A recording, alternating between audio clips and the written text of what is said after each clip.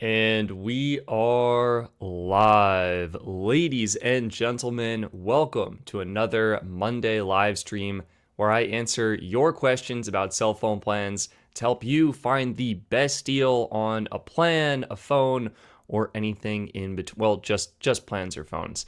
That's really the specialty here. We have some amazing people in the chat today. Welcome everyone. We have, let me go ahead and zoom in again. Jeremy, hello, welcome. Your 5G UW, man. Hello, welcome. We got AT Shields, welcome. Great to see you here. Big Tank 77, hello, welcome.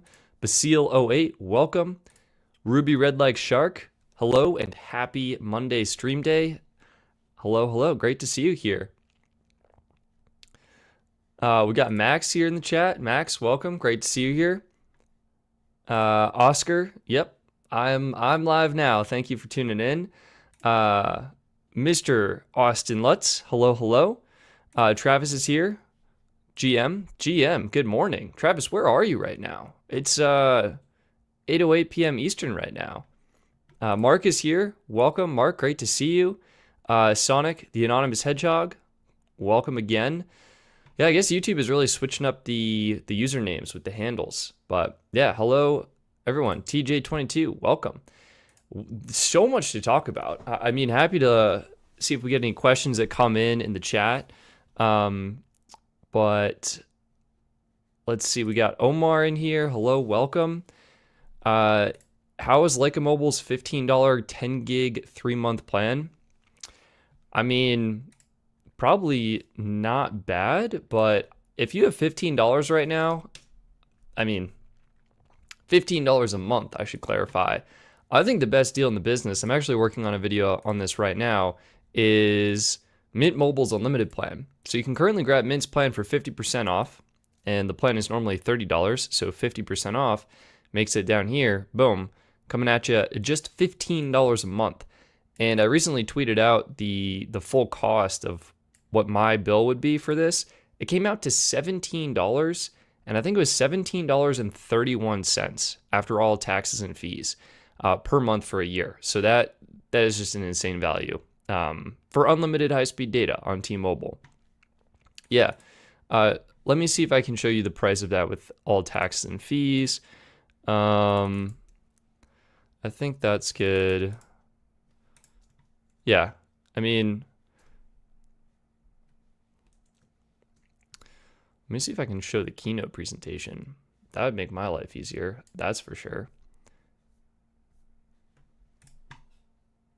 Remove, and then I'll just add that back.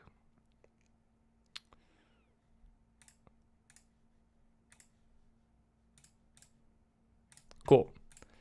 So this, we'll add this to the stage. This is what I saw for my bill. So I went through the checkout process just to see what it would look like. You can see the 12-month unlimited SIM kit. So that's $180 up front. Limited time 50% off promotion. So instead of $360, it's $180. I was activating on eSIM with an iPhone 16 Pro just to see what that would look like.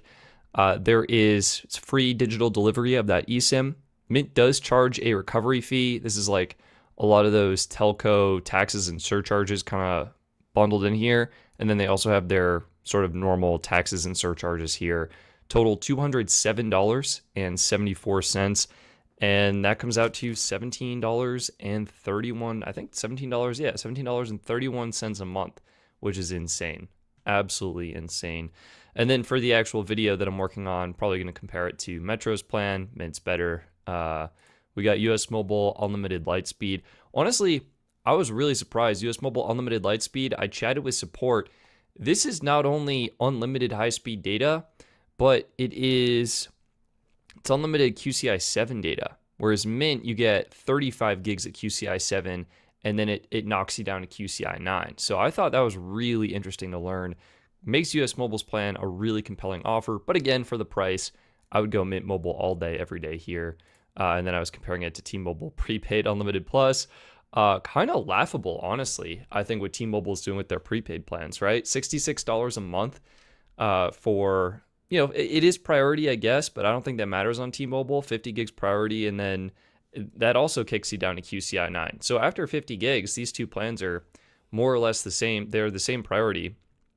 And 10 gigs of hotspot. So Mint has double the hotspot, and it's like a third the price. So yeah, I would say that. Anyway, that's what I got for you there. Ooh, this is a good question. Stetson, how would you compare the $15 Mint deal versus US Mobile's $199 unlimited starter plan? This is a good question. So we'll pull up Mint's plan first, and that's going to be this right here. So $17.31 a month. This is after all taxes and fees that I see in my area. Unlimited high-speed data. It is truly unlimited. It is deprioritized. We did cover that on this slide. 35 gigs at QCI 7 and then unlimited QCI 9. You are getting 10 gigs of high-speed hotspot data here, so I think that's generally enough for using your occasional hotspot when you're traveling. The hotel has slow Wi-Fi, things such as that, 480p video streaming, and then some decent international features. When it comes to US Mobile's plan, what are they doing? So US Mobile is doing some insane promotions right now. They're doing what they call Super Week, and you can get the annual premium plan for $299 or that annual starter plan for $199. Honestly, I do think, so when I was making this comparison, I do think the unlimited premium plan is more comparable because it does come with that unlimited high-speed data. But price-wise, it is more expensive, even with the promos there. So what you're asking about is unlimited starter. This is going to come out to $16.60 per month after all taxes and fees, which is insane. But of course, the features you get depend on the network you go to. So if we go ahead and we compare plans here, let's just look up US Mobile Unlimited Starter. And there's three, I guess technically four different flavors of this, because you have the annual options and you have the like regular priced options. So let me zoom in for you. If you're looking at the Lightspeed network, this is going to be the T-Mobile network. Again, we saw this is the normal price, $22.50, rounding up to $23. Discounted price, $16.60. On the T-Mobile network, you're getting 70 gigabytes of high-speed data before unlimited at 1 megabit per second. So generally, plenty of high-speed data. This is all going to be QCI 7 data on the T-Mobile network. So technically more QCI 7 data than the Mint plan. That is still deprioritized on the T-Mobile network though. 10 gigs of hotspot, so same hotspot there. A little bit better video streaming, 720p versus 480p. And then US Mobile, it has decent international add-ons. If you do the annual plan, you're getting 1 gig free in 180 countries, which is super cool. And that includes 1 gig in Canada and Mexico as well. So I think international features, just kind of nice that US Mobile includes those. Mint does have their Minternational pass as well, though. So between these two, man, I think it's tough. I think it kind of comes down to how much data you need and maybe what you're looking for in the service. If it were me, I mean, I guess US Mobile just based on price, right? $16.60 a month. If you're using 70 gigs or less high-speed data, I'd probably go US Mobile Unlimited Starter. And if you need more data, that's where you're going to want to look at Mint Mobile's plan with that truly unlimited high speed. Of course, if you get good AT&T coverage, then you can do the AT&T plan. And this is just going to upgrade you to truly unlimited high-speed data, still deprioritized, doubling your hotspot data to 20 gigs though, and then same 720p video streaming and the same international features, except for the supported countries. I actually don't know if this has been updated. I know US Mobile just kind of overhauled all their international countries, so I'll have to check. I'll have to check to see if it's still 49 countries, but in general, yeah, I think just going based off price, I probably would consider US Mobile just for that lower price. Mint is still phenomenal though, and this is a really great value plan. Perfect if you are a high data user. So I hope that's helpful. All right, we do have a super chat coming in. G. Priani, thank you so much. Can you remake the cheapest way to upgrade 1, 2, 3 years videos with the latest Google Pixel 10 Pro XL phones, please? Yes, I will work on that. I will make that my next priority.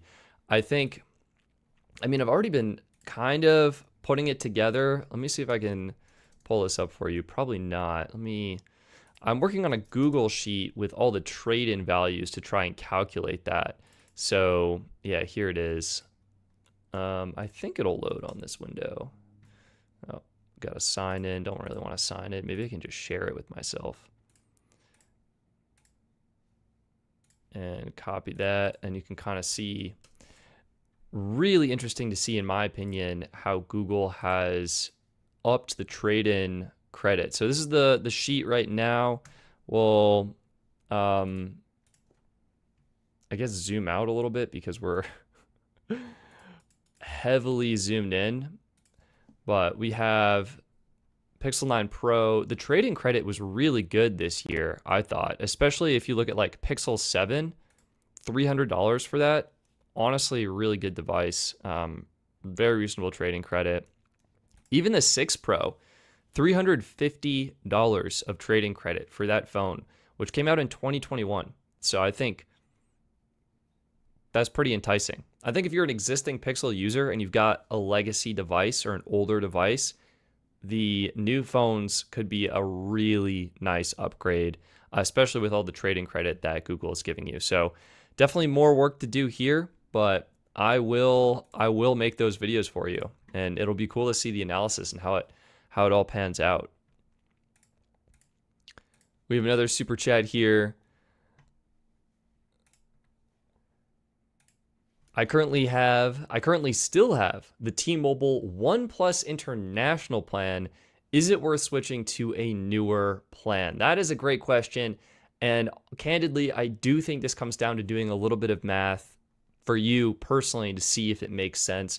I do recall that T-Mobile did open up a few of their trade-in promos and discounts for some of the legacy plans. So that was nice to see, but I think it ultimately, for me, it comes down to, are you eligible for new device promotions?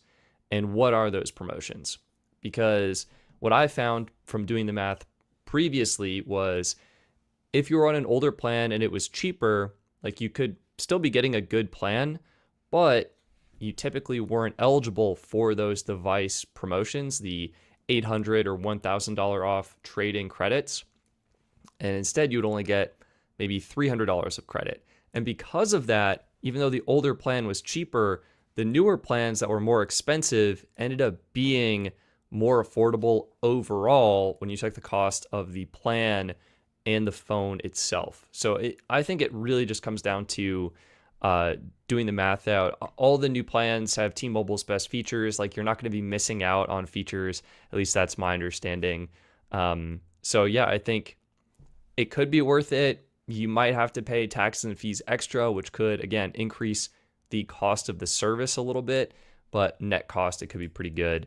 And I mean, I'll just show you what I mean with, let's do T-Mobile. How about Pixel 10 Pro XL? Just see what they have cooking there, because I'm going to need to know this for that Pixel video project. So we can see that T-Mobile's offering, wow, only up to $800 off with a new line. Interesting. Do they have any other deals? Like, what? I'm an existing customer. All right, please log in. That's wild. This is activate a new line on any qualifying rate plan, and then you'll get it on us. Huh. I'm perplexed why there aren't more offers here. Like, if we do T-Mobile iPhone 16 Pro Max and we load this page up, wow, only 2 promotions available. Interesting. It looks like T-Mobile has temporarily paused a lot of their device promotions. My guess is likely in anticipation of that the new iPhones coming out next month, and possibly the Pixel phone. But I'm shocked we don't see better Pixel deals. Either way, you can see here they're offering $830 off when you switch to T-Mobile on Experience Beyond. And I mean, that's $830 off only on Experience Beyond. Let's see if, yeah, or go 5G next. And I think, yeah, wow, that's crazy that the other plans aren't eligible right now. and then $630 off if you're on one of the military plans.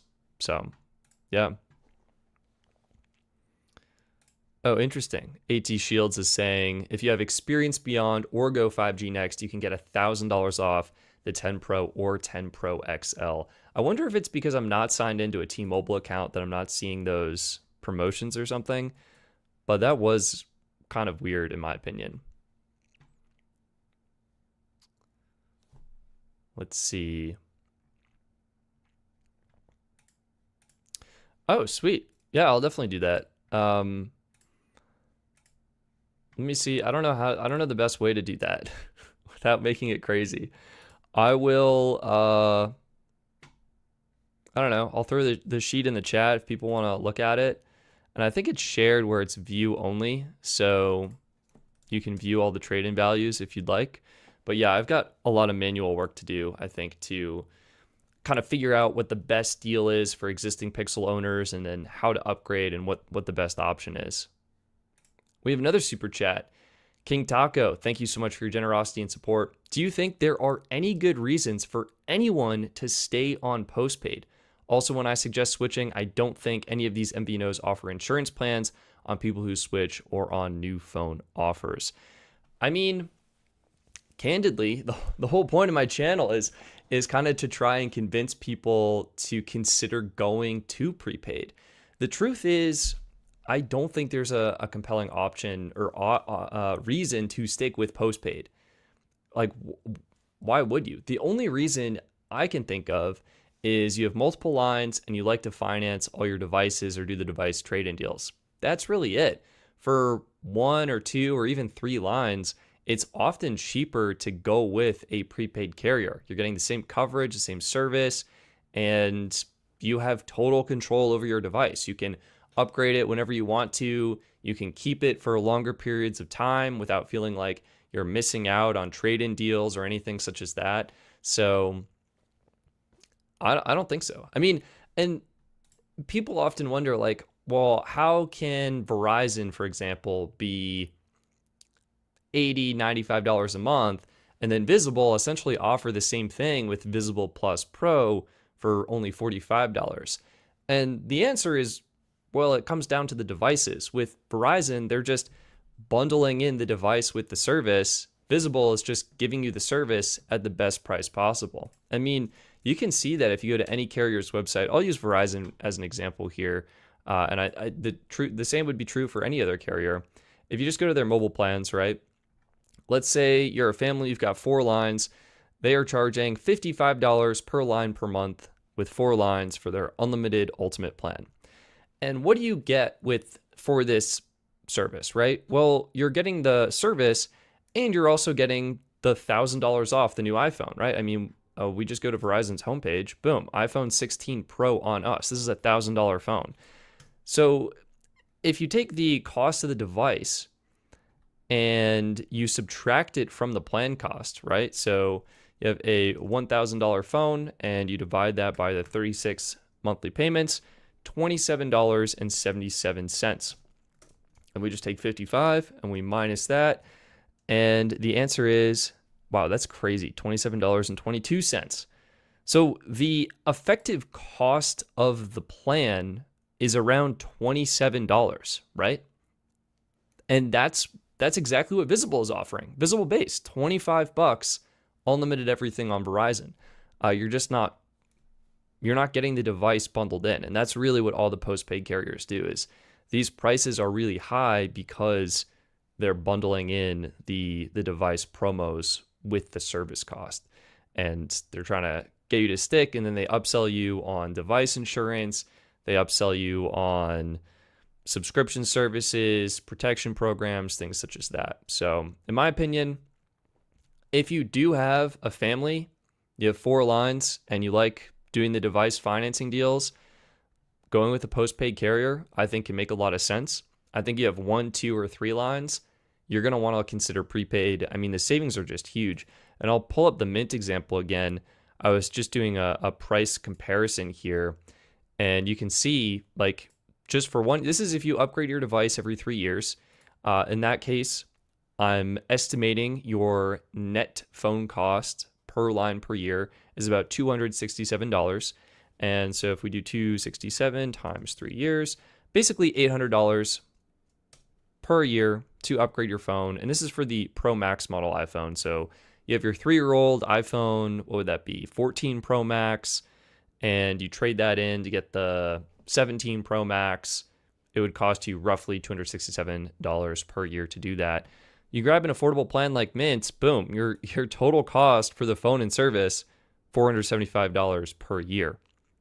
You go with a postpaid carrier like T-Mobile Experience Beyond, $1,263 per year. But that is, of course, for only one line. If you up this to your 4 lines here, then, and this would drop, let's say it was like Verizon, like 55-ish, then you get a little bit of a different comparison where all of a sudden, okay, the prepaid plans are still really good, like Mint 1800 with their promo, Metro, actually,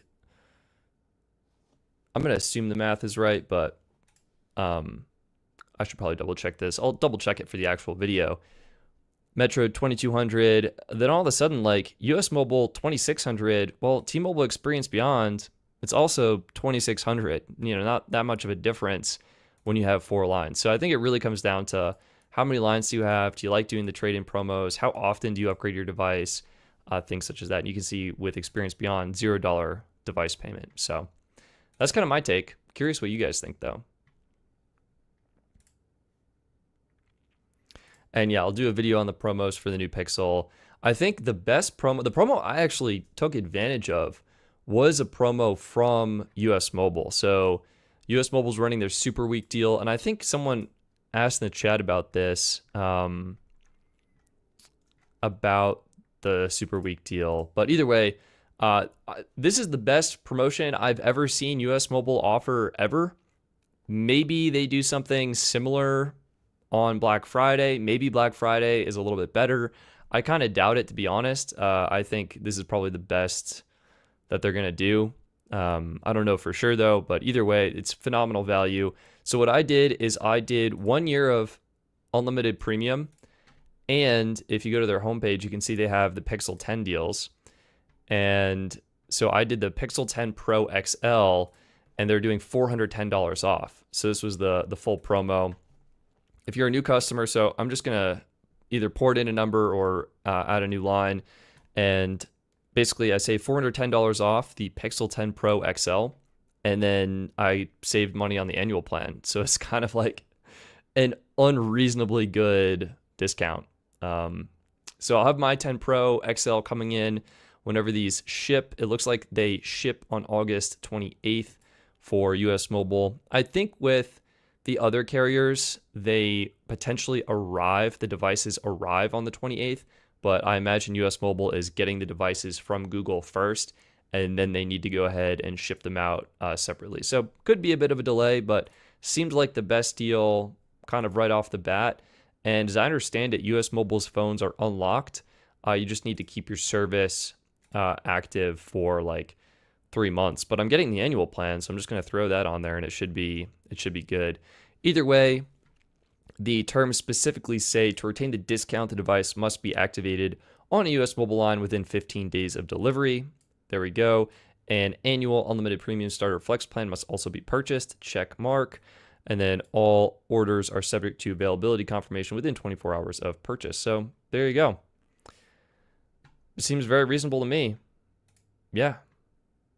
I don't know how they're doing it, but I'm very thankful. I'm saving some money, so I'm stoked on that. And all the links were in my previous video. I'll go ahead and throw those in the chat if you guys are interested in checking this out, because I do think it's a pretty compelling deal, pretty compelling offer for Pixel fans that you may not want to miss out on. So, oops, sorry about that. Definitely don't want you to miss it. Here we go. Let's see if I can just paste all 3. That would make my life so easy. Yes. All right. There you go. Those are the Pixel deals, and I'll definitely post them after this stream ends as well.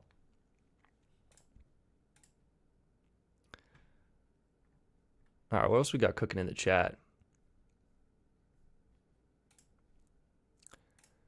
Call me Nemo. Thank you so much for your generosity and support.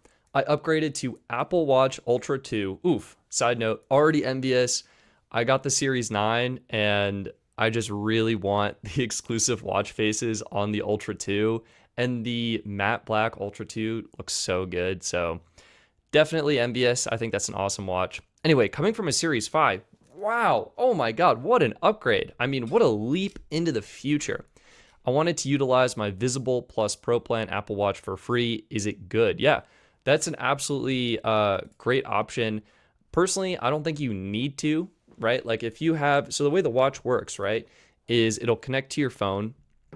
We'll use this phone as an example. It connects to your phone and it's using Bluetooth. Anytime your watch is connected to your phone or it's at home on Wi-Fi, it'll be able to make and receive text messages, FaceTime calls, everything. It'll just work.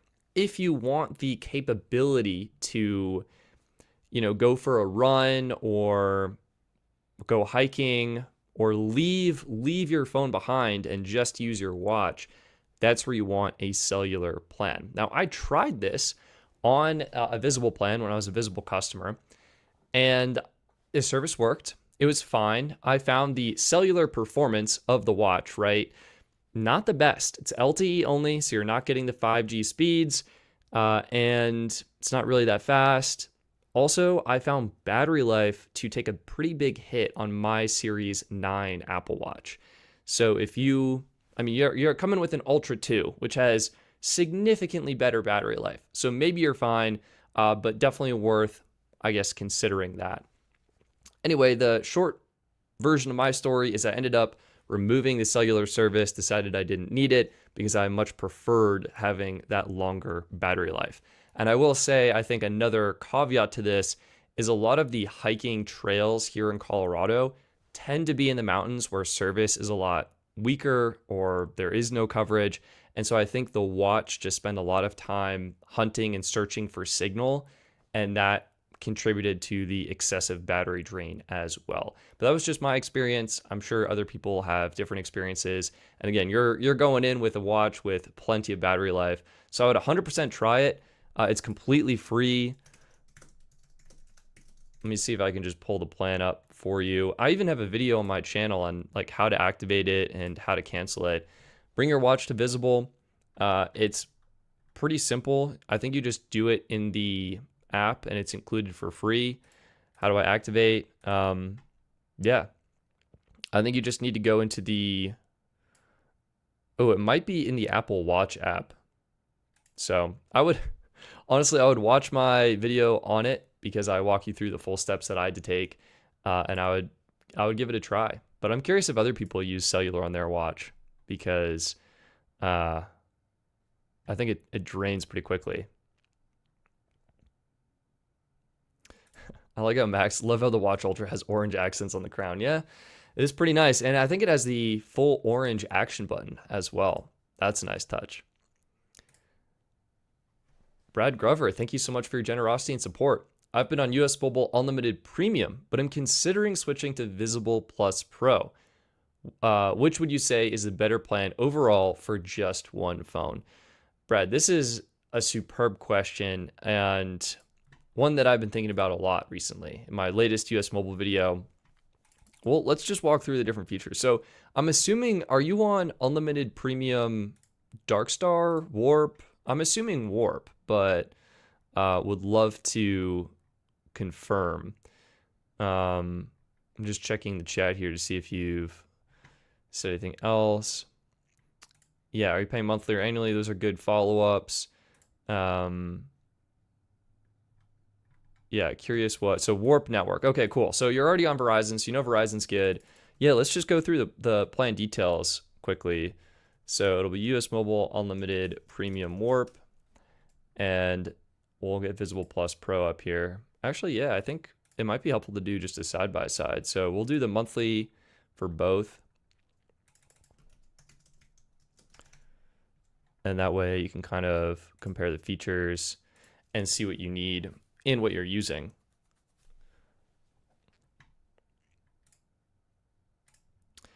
Watch plans, I think, are exactly the same. I don't think there's much of a difference. You're just basically connecting to the Verizon network in both cases, and it's getting LTE service. So it's right, you're not getting 5G on your watch. So speeds are a little bit slower. Signals, from my experience, I think a little bit weaker. The watch is not a screaming fast device when you're loading things on cellular. That is what I'll say. All right, Brad, this is for you. Let me find the original question here. All right, US Mobile Unlimited Premium versus Visible Plus Pro. So you're getting a phenomenal plan right now. Unlimited Premium Warp, it's $1 cheaper, coming in at $44 versus $45. Tax and fees are included on both, so nothing to worry about there. Hotspot usage. This is and could be a deciding factor for you. US Mobile, you've got 50 gigs of high-speed hotspot. Visible, truly unlimited hotspot at 15 megabits per second. I think between the two, Visible does have better hotspot data. I think unlimited at 15 megabits per second is better than 50 gigs at full speed. Of course, some people may have differing opinions on that, but that is my take. Video streaming quality is another big difference. So US Mobile gives you 720p video streaming. This is, I think if you go into your account settings and turn on data waster mode, you'll get video streaming content at 4 megabits per second. Visible, you can go up to 4K video streaming. The way it works though is this is a little bit of a tiered system. So let me just make sure I explain this. So on Visible, 2 tiers. If you're on 5G ultra wideband, that's where you get the full 4K video streaming, uncapped, no limits whatsoever. If you're on any other network, 5G nationwide or 4G LTE, then video streams at 1080p on Visible. That's still I think it's a 10 megabit per second speed cap, so plenty fast, and your video content will for sure load faster on Visible. When it comes to international features, both are different. US Mobile, both have, I guess, free international texting, so that's great. US Mobile does have better international calling, or maybe different international calling. They include more countries, but the minutes are much more variable between countries. So it can be like 40 minutes to some countries, 50 minutes to others, 15 minutes to some countries, and then others are like 60 minutes, 500 minutes, things such as that. Visible, they have fewer countries, 85 plus, still a very wide selection of the world, but they are giving you 500 minutes, so that could potentially be nice. 20 gigs in Canada and Mexico with 200 minutes and 250 texts on US Mobile. Visible, unlimited minutes, unlimited texts, 2 gigabytes per day in Canada and Mexico. I think a lot of people will prefer having that 20 gigs of data up front because you can use it however you want, a little bit better for a 1-week trip. But still 2 gigs a day is plenty, especially if you're likely on your hotel Wi-Fi or whatever. And having the unlimited minutes and texts, I think, is also a nice feature. When it comes to international use, I need to update this. US Mobile just 2 days ago upgraded their international roaming on the Warp network from 12 countries to 125 countries. So that is awesome to see. Great international support there. Visible, they support, I think it's like 200 plus countries or whatever, and you just accumulate 2 free days per month. So initially, I would say US Mobile is a little bit better because you're getting 20 gigs in 125 countries right off the bat. But after you have service on Visible for, let's say, 6 months, that's 12 free international days, which will cover your trip. And you're getting, I think it's just 2 gigs of high-speed data per day while you're abroad, which is really good. And then, of course, unlimited minutes and texts as well. So both excellent. And then both also come with a free smartwatch. I don't think I mentioned that, but both come with that free watch line. For me personally, I do think Visible Plus Pro is a little bit better. And I think it's better because of that hotspot data, truly unlimited. You don't have to think about it, really nice. And because of that 4K video streaming. Now, you can get 4K streaming on US Mobile if you use a VPN. I just think that's more of a hassle. Sometimes VPNs can slow down your connection a little bit in general, or they may not work with some websites. So just having the 4K video built in is super, super nice. And then I think the international is just a touch better on Visible, but again, kind of comes down to your personal preference. So I hope that is helpful. Let me know if you have any follow-up questions in the chat. And I'm curious what the chat thinks. I mean, I will give US Mobile credit where credit is due. They do have their multi-network add-on feature, right? So for $10 extra, you add a secondary line and you can pick either T-Mobile or AT&T. And add that in to expand your coverage. Totally unique feature, incredible value. Visible, of course, is just going to be Verizon, but I think if you just want Verizon for one line, like I think Visible Plus Pro is really good. So that's my stance there. Let me just see in the chat.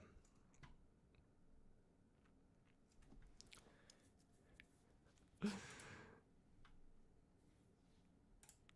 right, Brad, if you have any other follow-ups, let me know. I'm curious what the chat thinks. Oh, this is true. Yeah. If you get the annual variance of the plan, US Mobile is $5 cheaper per month, and that's more value. That's a great point. If you're into annual plans, US Mobile will be a better value. And, you know, $5 a month is nothing to sneeze at, especially when the features, like, they're so close. And, yeah, they're so close.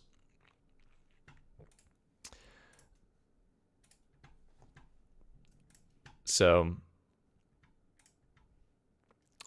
Bartan, hey Stetson, I hear Darkstar QCI 7 is just around the corner. Bartan, I have heard similar things. I have heard things I'm not even allowed to share, but many exciting things are brewing over there. AT Shields, yeah, I'll update the edit permission, and I guess you can go at it. I don't know how to update it without giving everyone edit permission though, so maybe you can duplicate the sheet and then email it to me. I don't know if that's a good idea, but we'll figure something else out. All right, I did see a chat. No one, man. Trevor, great to see you in the chat today. With Liquid Glass releasing in the coming weeks, oh, don't remind me. Are you going to update to iOS 26, stay on 18, or switch to Android? I have been thinking more than I care to admit about switching to Android. I know someone in the chat was encouraging me to switch. AT Shields, was it you? Encouraging me to switch to Android. Anyway, on previous streams, people have challenged me to do it for a month, and I'm thinking about it more than I care to admit. I was like, all right, I can get the Pixel. The new watch looks really nice. What would it take? Like, what apps would I be missing out on? I hate to say it, but and maybe it's just like so dumb to switch your phone based on the operating system, but I really am not a fan of the glass iOS 26 look. It's not doing it for me. Everything that doesn't need to be shimmery is like shimmery and glinting. Our phone is already so addictive. At least it's addictive for me. I don't need everything to look even more addictive and like to be glinting everywhere. So yeah, I'm thinking about it quite a bit. I think I'll definitely keep my personal device on iOS. Well, I guess I can't because I was planning on upgrading. I was planning on upgrading to the new iPhone. What are we on? 17, the 17 Pro, and that will come with iOS 26. So there's no escaping it. So maybe I'll switch. I would say 60% chance I switch to Android for at least a month. That's what I would say. Deep Bird 2997. Hey Stetson, thanks for all the good work. Thank you. I appreciate you.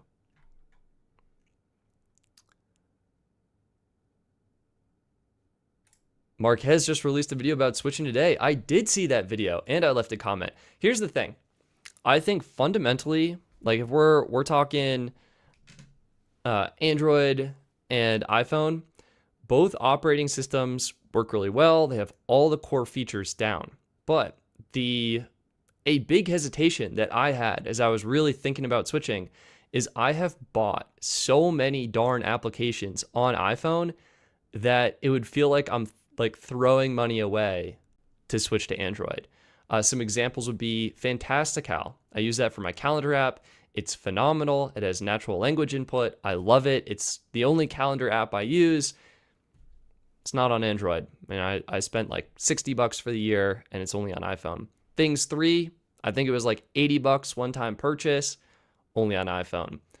And there's I'm sure a few apps that I haven't thought of that I've also purchased, and like the cost of those adds up. And I'm like, dang, I'll have to find all new apps, relearn new things, and it's definitely definitely food for thought there, but I'm tempted. I'm very tempted.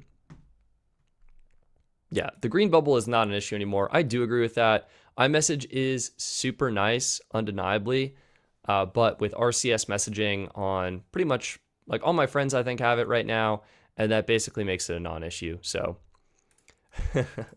Bill Castle 7, I switched to Android, but I went back to iPhone in a week. I respect it. I respect it. Yeah, and that could be, I mean, I could just do it for a month and see what happens, then come crawling back. You know, it's not too bad. Is liquid really that bad? I would say it's not the liquid, it is the glass. The animations and how everything works, I think, is beautiful and very well done. And I actually think the phone is like the fastest it's felt in a while. Like when you unlock it, the unlock animation is really smooth.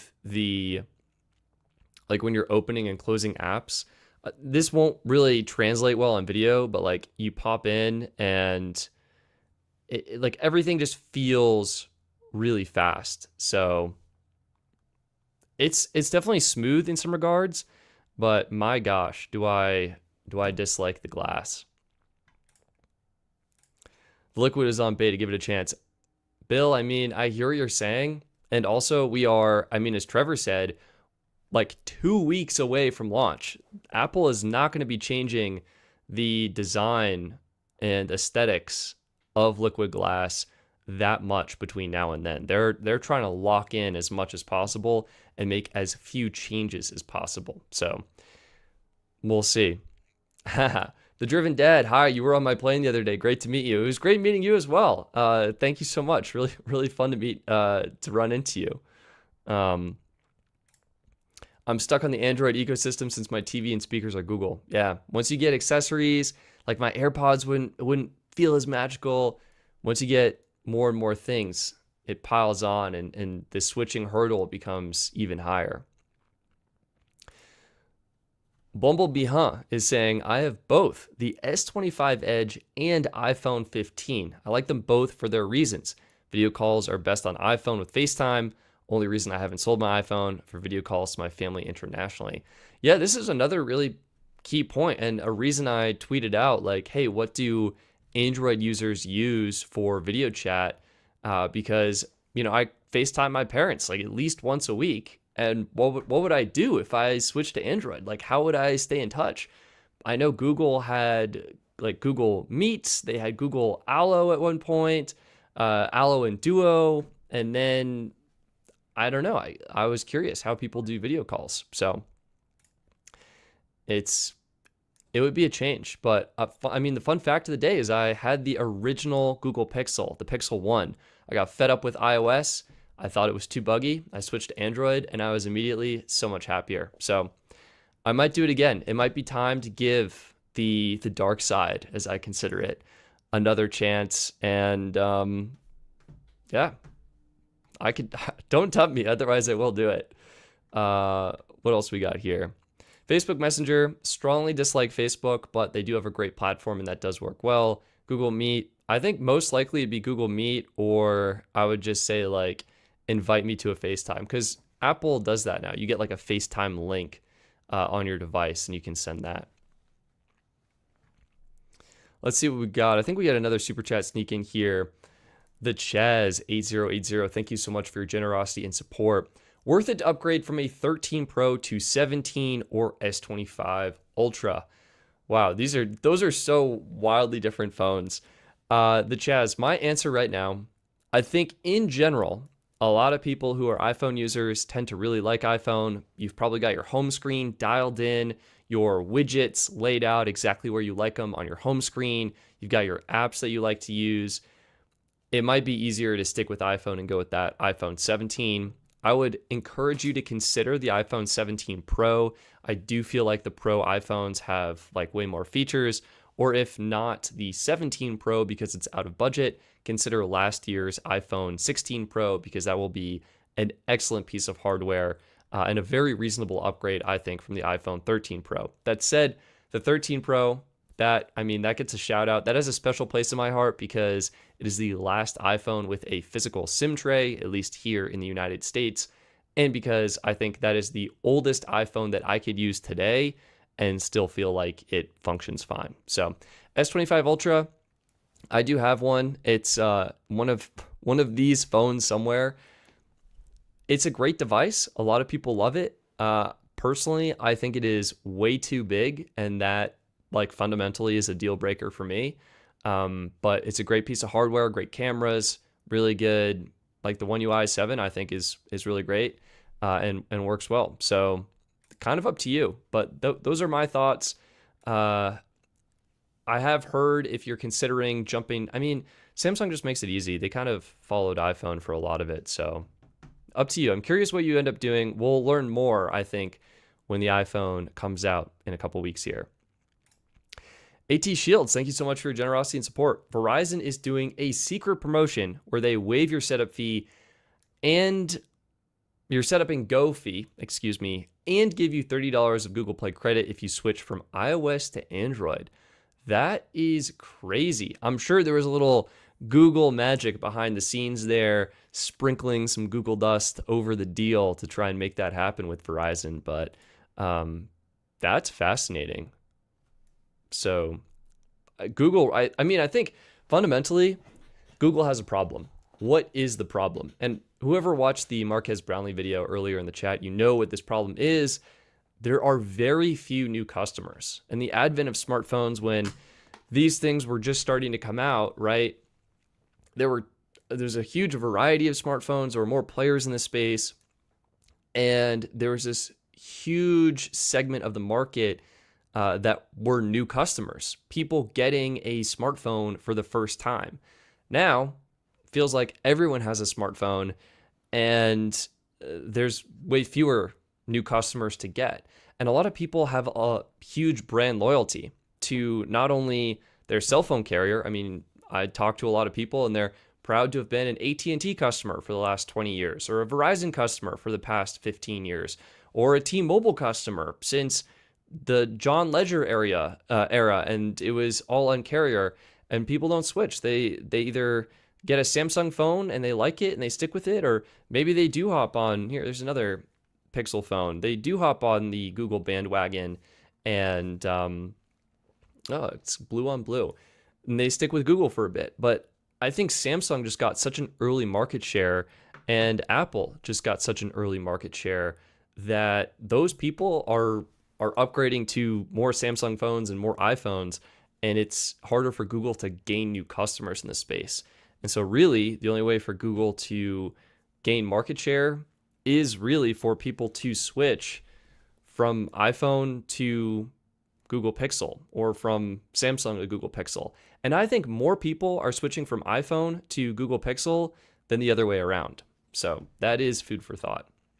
Oh man, I'm just thinking of some other blockers to switching. I am a paying member of Apple Premiere One, and getting all those features and perks there, and I guess I'd utilize those potentially a little bit less if I switched. But just I'm in the walled garden right now. Maybe I should just punch through the wall and break free. Mark, thank you as always for your generosity and support. I appreciate you, man. The Driven Dad, I guess, could be StreamYard. Let me see.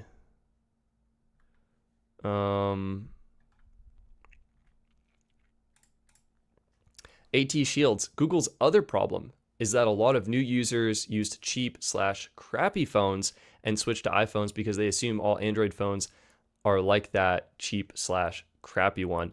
I think that's a good point. I do think that budget phones today have gotten a lot better, but I think the problem is, right, in a lot of people's minds, you have iPhone and you have Android. But the reality is you have iPhone with the different tiers, your iPhone SE, your iPhone base, your iPhone Pro, and your Pro Max. And then you have different flavors of Android running very differently on different devices. Your entry-level Galaxy A15, A32 devices, your entry-level Motorola devices, I have this TCL 50X Next Paper 5G device, right? Like, these budget phones do not run very smoothly. They can feel choppy, they will be lacking features, and it doesn't give you that premium experience. And people chunk that up to, oh, Android is like this. It's not as fast or as smooth as it could be. And then you have the iPhone side of things. And I mean, what Apple did is they made sure pretty much all of their devices run iOS very smoothly. So even if you're picking up a budget iPhone or an iPhone that's a couple years old, it still feels smooth, probably a lot smoother than a budget Android phone would have felt. And so I think, I mean, exactly as you say, AT Shields, the perception then becomes, oh, Android isn't that good, iPhone is better, smoother, faster, when the reality is the budget Android phones are not good, but the premium flagship ones are really good, really fast, really smooth. So just, yeah, different experiences. Oh, yeah, Kyle Crow, I just need to emphasize this 100%. I'd recommend an older flagship device to someone shopping mid-range budget over buying a cheap, crappy new one. Yes, I'm so happy you said that. I completely agree. I also love Mr. Who's the Boss did a video on this exact topic, and he found getting a gently used flagship phone was a better experience than a brand new budget phone. It's just people, they don't want old, they want new, even if new is budget or worse than the previous model. So definitely kind of I think a stigma around that, but I want to emphasize your point because I think it's an important one. All right, another super chat. The Chaz, thank you so much for your generosity and support. Wanted to try Android again, and US mobile promotions seemed too good, also considering Pixel 9. iPhone 13 Pro was the GOAT. Great phone when it was released. Yeah, a phenomenal phone. Definitely loved it. I would encourage you to consider Pixel 10 because of US Mobile's deal. I mean, we can just throw that up, right? Like, if you're an existing US Mobile customer, you can still get $380 off. So $819 for the 10 Pro XL. I actually wouldn't get this. I ordered the 10 Pro XL just for YouTube because everyone loves the XL model. And I think those people are wrong. No, they're right. The XL model is really nice, but I personally would consider the regular 10 Pro. I just think the form factor is much nicer. Unfortunately, US Mobile only has 128 gigs. I would probably want 256 if I'm going to use it as my daily, but still promos available for new and existing customers. $330 off for new customers if you purchase an annual plan, or if you're an existing customer, you can just get straight $300 off, no plan purchase required. So that is also a really good value. So food for thought there. And the reason I would suggest the 10 Pro, it's going to be the best of the best that Google has to offer. I think more importantly is it's going to have the Tensor G5 chip, right? Google's own chip. And that's going to do more on-device processing for AI features and functionality and things such as that. And it might be nice just to have that. On the flip side, actually, I'll be curious. So normally, I bring up Swappa, and I was going to bring up Swappa here because you can sometimes find insane deals. But I'm curious if it is actually better to do US Mobile's deal than to get a gently used Pixel. So we have good condition for $567. Here's one in mint condition, $541. We got a Pixel 9 Pro, mint condition, looks like it comes with a case. It's an OtterBox case if I've ever seen one, or just a good off-brand OtterBox case. Yeah, I mean, looks like it's in good condition to me. $541 is very reasonable. What was US Mobile's price?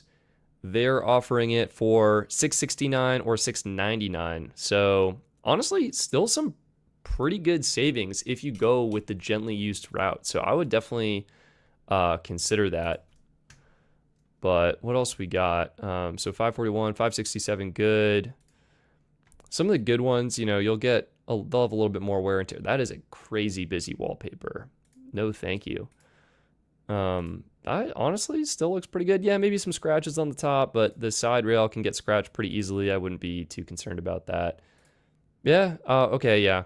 And so, man, this looks like one of those classic scenarios where the user had the phone in a case and was keeping it protected, but it looks like dust and debris of some kind may have gotten into the case And then because it was just pressed against the phone, it like moved around and caused some aesthetic damage to the device. So that is kind of tough to see. That said, this is purely cosmetic. You can throw a skin on there.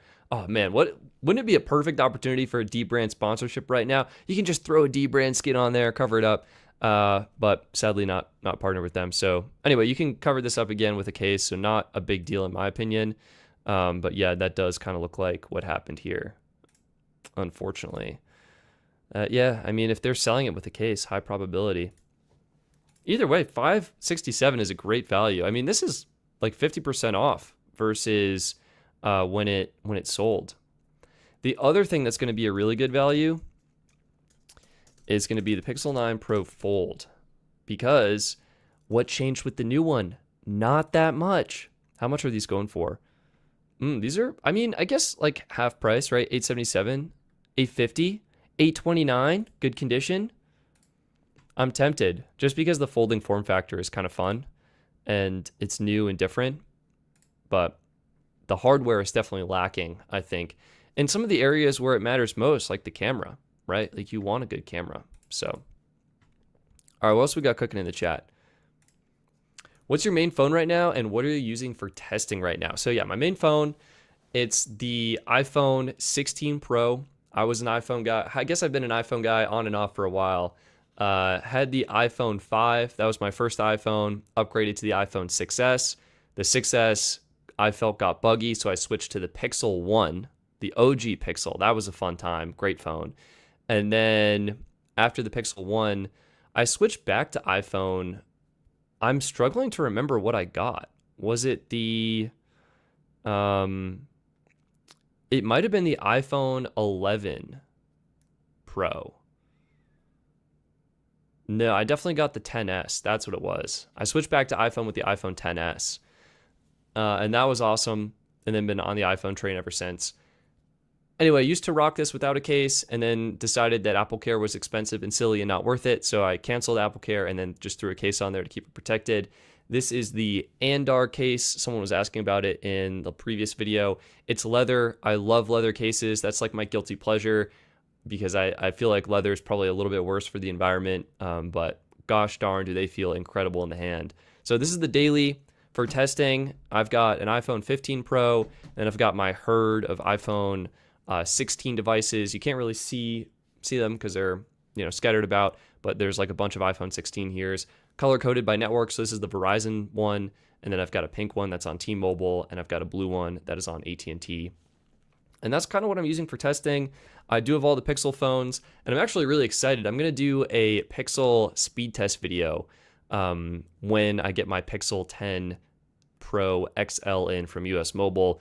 My understanding is that device is unlocked, so I'll be able to dual SIM it with the US Mobile line and then also another line for testing. And I'm just curious, like, how is cellular performance on the new Pixel 10 lineup? Like, what modem is it using? How does it compare to the 9 Pro XL?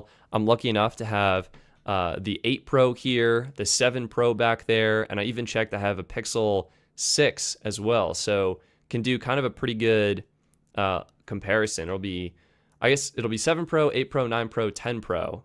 That's probably all I need. That's probably all I'll do it anyway with 4 lines and just test them out. So yeah, that's kind of the setup. It's kind of all over the place because I found you can really only use, I think, maybe 1 or 2 devices as your primary phone with like who you're messaging people on, and then everything else it kind of gets overwhelming. Wow. Robert in 23, I just got rid of my iPhone 16 Pro Max for an S25 Ultra, and the difference is night and day. Samsung is just so much smoother. I respect it. And I will say, Google Assistant, now Gemini, growing up, incredible, right? Incredible. Siri, like, what is Siri even doing on iPhone? Answer, mishearing you at every opportunity. It's terrible. So I think Android's doing a lot of stuff right. Yeah, I'm with you, AT Shields. Pixel 10 Pro is greater than the Pixel 10 Pro XL. Completely with you. Have you covered the T-Mobile prepaid plans in your videos? I have not. So it's funny you mentioned this, Ramiro. Forgive me if I mispronounced that, but it's funny you mentioned this. So I was working on my Mint Mobile video, right? And I can show that here. Yes, I'm working on my Mint Mobile video, and I realized when I went to compare it with T-Mobile prepaid, T-Mobile had updated their prepaid plans. So I haven't covered them yet. Unfortunately, they are worse in at least a couple regards. So let's just go plans, prepaid phone plans. So the starter is a little bit better, $40, and it went from 10 gigs to 15 gigs. I believe it's priority data, but that has yet to be confirmed. Unlimited monthly, I think the price just dropped. I think it was, $50, and now you can get it 45 with autopay. So I think a little bit of a price drop there. 50 gigs of premium data, and then unlimited QCI 9 data. Hotspot, unlimited hotspot at 3G speeds, basically unusable. They might as well not even mention that. And then unlimited plus, this actually got a downgrade. So you still get 50 gigs of premium data. That's the same. Then unlimited at QCI 9. The downgrade is the hotspot. Before you got 10 gigs of hotspot data, and now you only get 5 gigs. Like, what? T-Mobile, come on. What are you doing? So either way, the new T-Mobile prepaid plans have been updated and added to the Best Phone Plan site. So if you search for T-Mobile prepaid, you will now see the updated plans appear. T-Mobile prepaid unlimited, prepaid unlimited plus monthly. So those are all up to date. And I took screenshots of the old plans. And let me see if I can actually pull those up. That might be kind of fun. So I can make a comparison video effectively is why I did that. T-Mobile plans, old plans. Yeah, you can see. Here's the old stuff. So here's the old plan, T-Mobile prepaid. It was the 10 gig plan, and this has been upgraded to 15 gigs. So before it was 10 gigs for $40. Oh, it's so bad. This was the old mid-tier plan. So $5 price decrease, that looks accurate, $50 to $45. Otherwise, the plan features seem exactly the same. And then here's the old one, 10 gigs of hotspot, you guys, 10 gigs of hotspot. And then it's been downgraded to 5 gigs with what appears to be the same price. So kind of sad to see. Sad to see.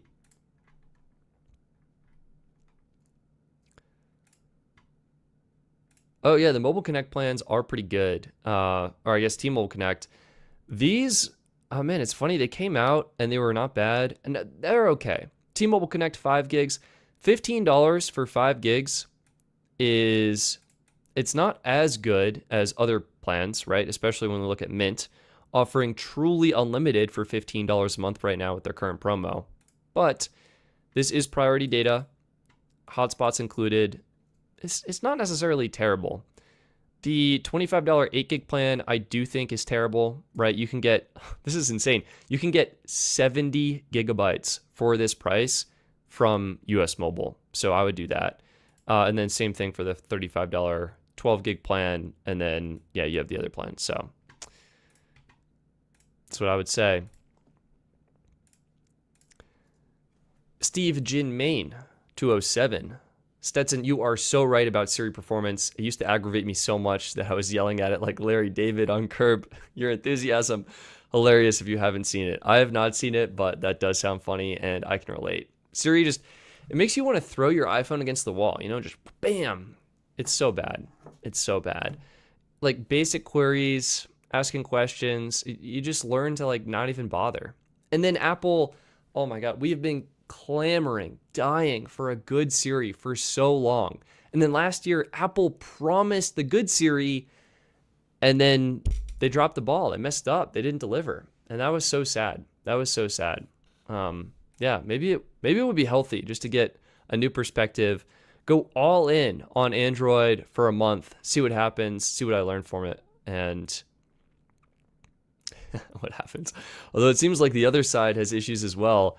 Ranger Horse 4613 says how Android switches from Google Assistant to Gemini is maddening. I will kind of agree with that.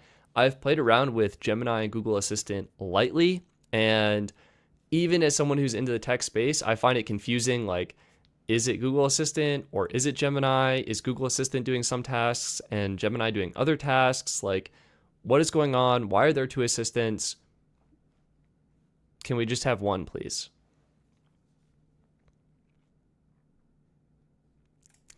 US Mobile Unlimited Starter 3 months for $45 versus Mint Mobile Plan. Thoughts? I think it depends how much money you're willing to spend. But in my opinion, I do think, I think Mint is the best value plan right now on the T-Mobile network. It is phenomenal. I guess if you need unlimited data. If you're like, I don't need unlimited data. Wait, what is US Mobile's 3-month plan? Let me get out of here. Let me go back. We don't want to shop devices anymore. We just want to look at the deals. Unlimited starter monthly. I mean, I'm not sure where you're seeing the US Mobile 3 months for $45 offer. Maybe they had that previously. Maybe it's available on a different page. Price-wise, US Mobile Unlimited Starter Annual is cheaper than Mint, but Mint does have truly unlimited high-speed data. They've got a nice app. Things just work. I think I would probably sign up for Mint, and then after a year, I would switch. But at least for that first year, this is insane value.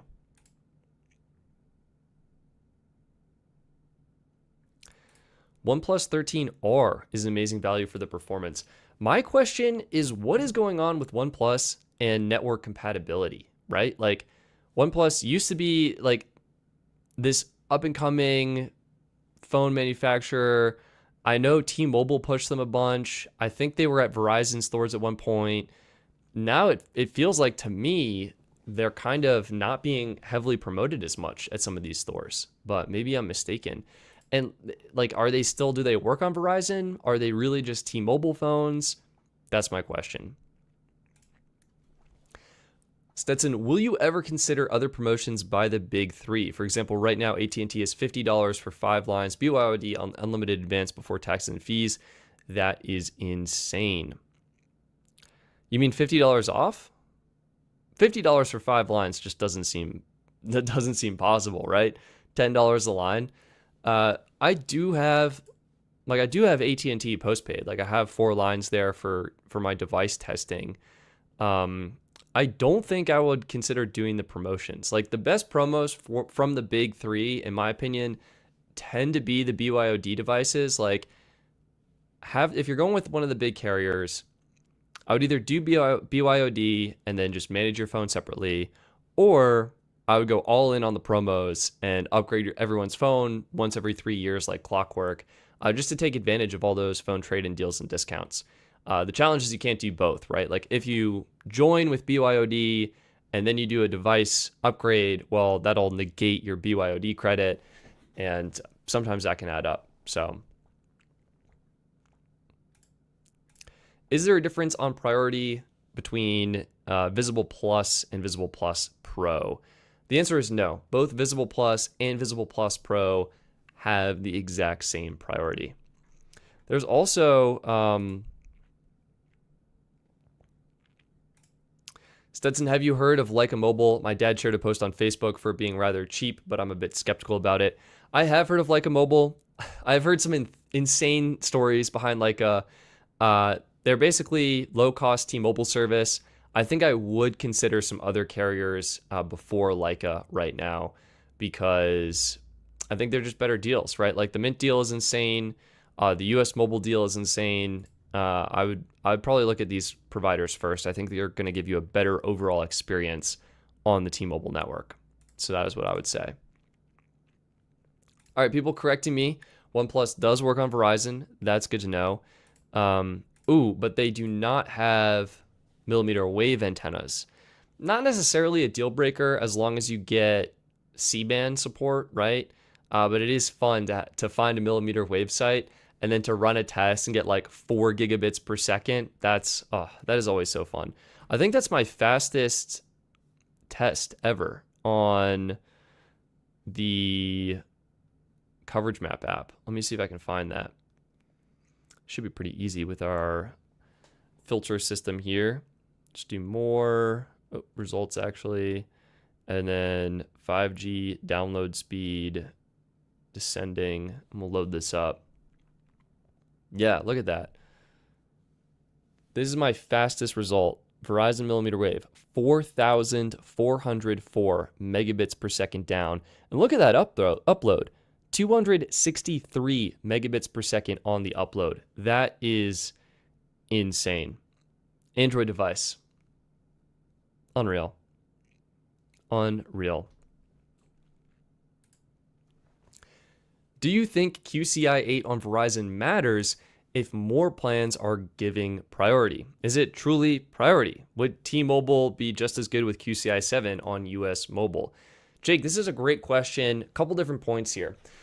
Point number one, I think that's most important, is priority levels are very different between networks. So to give you an example, T-Mobile is QCI 6 is priority, 7 is deprioritized, 8 is hotspot, and 9 is extra deprioritized. This is for the heavy data users, over 35 gigs on Mint Mobile, over 50 gigs on T-Mobile prepaid, and then over 70 gigs on some of the Metro plans.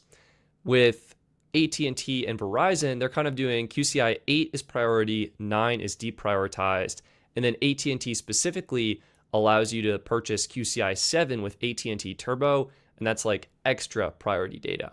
So the networks, they have different ways of handling priority, and the impact of having priority data matters. It changes between networks is what I would say. So I think on Verizon and AT&T, I think Verizon LTE priority data matters the most. You'll see the most difference, or you're more likely to see the biggest difference. Priority data on AT&T, I think you're reasonably likely to see a difference, but may depend on your area and your tower. And then T-Mobile, I don't think it matters what priority you're on. Their network is either screaming fast where it doesn't matter, or it's incredibly slow and it doesn't matter anyway. So it really depends. In regards to answering your question, do you think QCI 8 on Verizon matters if more plans are giving priority? Is it truly priority? Yes, I still think it matters. And the reason is because I think Verizon has like 90 million customers, whatever. And it turns out most Verizon customers are on the cheapest Verizon plan. They're on Welcome and they're deprioritized. So getting priority can still make a difference, especially when such a small percentage of the overall customer base is on a plan with priority. Although to your point, as more and more people get access to priority and choose to upgrade to priority, well, then the speeds will just kind of slow down equally for everyone. So I'm not really sure what Verizon will do, but for the time being, I do think there can be a difference. Really depends on, again, your area, what tower you're connected to, how congested that specific tower is, and things such as that. Steve M. Stetson, have you ever heard of Really Wireless? I keep seeing posts for them. Apparently they use T-Mobile towers. Yeah, Steve, I have heard of Really. I've spoken with them. My understanding is they were working on building sort of their own cellular network to help schools and students kind of in the Austin, Texas area get connected at an affordable rate using CBRS spectrum, similar to kind of what Helium was doing before they switched to doing the Wi-Fi thing. And what Really is advertising is a very secure and privacy protected plan. I'm not really sure how much I personally buy into that versus the big carriers, but especially with the upcharge that I think Really has. But I mean, I'll be curious to see how they evolve, I guess.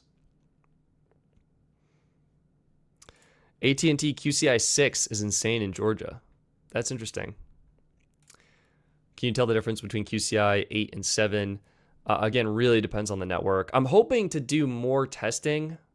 I'm not hoping, I am planning. I will plan and execute to do more testing on the difference between QCI 8 values, because I think that is, it's interesting and no one knows. Like, I know someone who asked Verizon, like, hey, what's the difference between QCI 8 and QCI 9 on the network?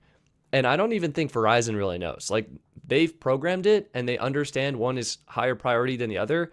But I think in terms of, like, what is the difference? Like, how are the speeds going to be different? How is the latency going to be different? I don't think anyone really knows. It's like you really just need to do so much more testing. Anyway, one adjacent thing I want to bring up while we are on the topic of QCI values is a new Android app I stumbled across for Pixel users. So check this out, everybody. This is kind of cool, very niche, but also very cool. There's a new app. This is on r/no contract. I'll throw it in the chat if you're curious to check it out.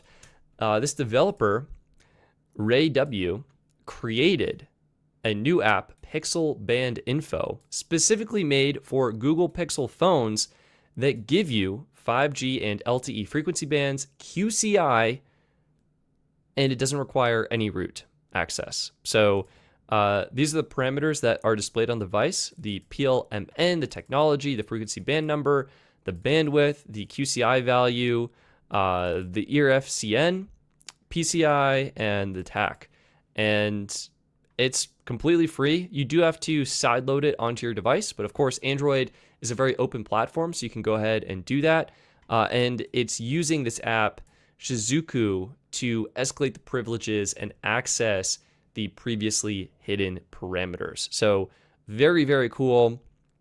And actually, I got it working on my Pixel before this live stream just because I was curious about it. But here are some of the images of it. So we are gonna keep the ad blocker enabled. So this is the app right here. It's just a floating window.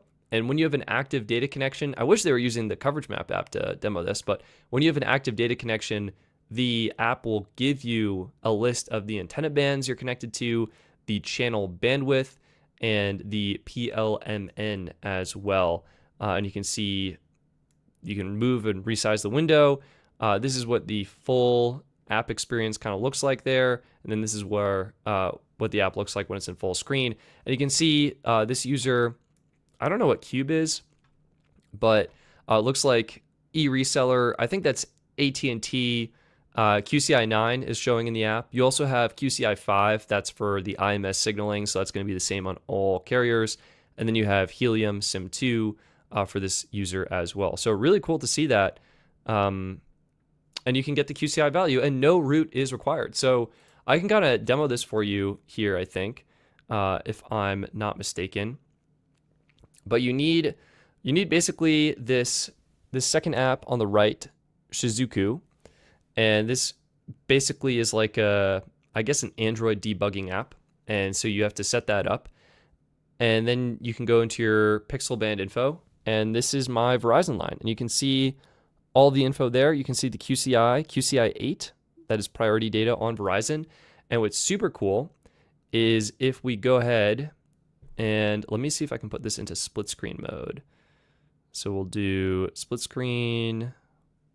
Yes, perfect. So now we have coverage map and the Pixel Band info open. And as I start running a cellular data test and the phone is using an active data connection, I think usually the Pixel Band info will update. It doesn't look like it's updating right now, not gonna lie, to the bandwidth and what it's using. Yeah, it doesn't look like it really updated that much. So maybe it was already accurate, but it's really cool, and it doesn't require any root access. So if you're interested, you can sideload it and try it out and see, if you're a Pixel user, what bands you're connected to. And the floating window is also really nice. Oop, I closed it by accident. We'll open it back up. There it is. Yeah, okay, this will be a better example. So you can see we have it floating in this window, and if I just do test again, boom, it populates with all the extra bands and neighbor cells that it connects to run the test. And it looks like it's on LTE right now. So yeah, pretty cool. How do you get QCI 7 on Verizon? I think on Verizon, to get QCI 7, you need to have a first responder line, I think. Is my understanding.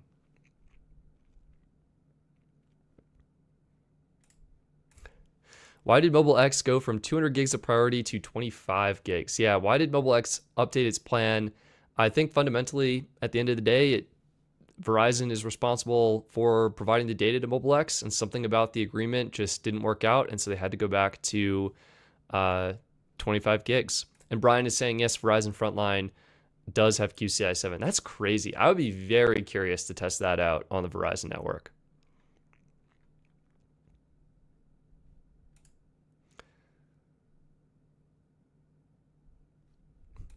I pray for US Mobile visible deals in October when my free plan ends. Yeah, I mean, I think 100% whenever Black Friday is, there will also be deals. And so if you want to like go with Tello, for example, for a couple months, you can go on Tello, wait until Black Friday, and then when Black Friday comes, there for sure will be deals of all capacities from all the carriers. Still some excellent deals right now. Stetson, do you know what QCI US Mobile uses on the new $25 truly unlimited Dark Star plan? Yeah, so that plan is going to be QCI 9. It is going to be deprioritized. And you can check this if you just go to US Mobile's website, right? If you go to various by network, see more plan details, and we go to Dark Star Unlimited Starter, you can see QCI 9, boom, is what you're going to get. So it is going to be deprioritized. Not sure how much of a difference that will make on AT&T, but still the pricing is very good and it's very competitive compared to the other plans available on the AT&T network. US Mobile QCI 8 versus QCI 9 grandfather August 18 rule. So that was only for the Warp network, so the Verizon network. And if you were basically a customer, I think it was on or before August 18th, then you'll just get priority data and you'll have priority data. But if you, this is specifically on the Warp network, but if you're a new customer on the Warp network, then it'll be deprioritized. And that's for the buy the gig plans as well as unlimited starter. So if you take a look here and we go to various by network, we hop onto the Warp network. So you can see unlimited premium stays on QCI 8. So that is unchanged. But the other plans, buy the gig, that has been dropped to QCI 9. Unlimited starter also dropped to QCI 9. And unlimited flex also dropped to QCI 9. That said, there is an add-on for the buy the gig and the unlimited starter plan where you can purchase priority data if you want it. So I hope that's helpful. Any rumors for US Mobile to allow QCI 6 add-on for Lightspeed? I don't think so, Brian. Honestly, if you do want QCI 6 on the T-Mobile network, I think your best options are going to be Google Fi. That has QCI 6, T-Mobile prepaid. T-Mobile prepaid probably is the most affordable option, or honestly, just go with T-Mobile postpaid. Jackson Welsh, I'm on Warp with QCI 8 now, but if I move plans, will I drop to QCI 9? So if you are on Warp now and you switch to a different network, then you'll get whatever QCI that network and plan offers. If you choose to switch back to Warp in the future, because you are grandfathered in, you will continue to get QCI 8 on Warp. And then it's also worth mentioning, Unlimited Premium gets QCI 8 on Warp no matter what. Yeah, I'm sad Google Fi has no deal bundle with Google Fiber. That is crazy. Thoughts on the Google Fi Pixel 10 deal versus US Mobile? All right, let's pull these up side by side and see what we got cooking here. So the US Mobile deal is the one I took advantage of, and I thought it was pretty good. Actually, with my limited research, I thought it was the best one, primarily because it is unlocked, is my understanding. So, and Pixel 10, I'm assuming you specifically mean the Pixel 10 Max as opposed to the 10 Pro XL. What is Google Fi doing? So I know I got an email from Google Fi. They were offering like $200 off. Dang. Okay, so US Mobile Pixel 10. What are you getting? US Mobile's offering you, what is that? $300 off with the purchase of an annual plan. Device cost $500, okay? And the annual plan, it's worth mentioning, right? Like, what is the cost of the annual plan? Let's just pull that up right now. $16, and so $199 is basically for unlimited starter. Personally, that's what I would do. I think that's a great value. So all in from US Mobile, you're looking at $499 plus $199. So let's round up, $700 all in US Mobile. Google Fi, $300 off now, plus $499 back over 24 months with bill credits. So you're getting $300 off instantly. That matches US Mobile. And then you're getting the rest of the credit, $499 over 24 months. So the device is effectively free on Google Fi. But I think you do need pre-order now. I don't want to sign in Google. What's the catch? See details. You need to purchase the device, activate on a full service plan, no data, only eSIMs, remain active in good standing. The discount will automatically be applied at checkout. Okay, on a full service plan. It doesn't seem to specify the plan. So let's assume you can go with one of Google Fi's cheapest plans, right? Plans, all plans, one line. So you could probably do it for Unlimited Essentials, $35. You could do it with the, where's the, here, paid by the gig. $20 for OnePlus data, $30. Let's just say you do it with the $35 plan, all right? You're still locked in for 24 months, so $840. So it's $140 more expensive on Google Fi because you're locked into Google Fi. And I assume the device is also locked to Google Fi as well. Yeah. I don't know. I think US Mobile's better because it's unlocked. You just get $300 off immediately, and then you get a great plan. So you're getting a better plan, you're getting a cheaper overall price, and you're only committed to 1 year versus 24 months. So that's what I would say. Yeah, that's what I think.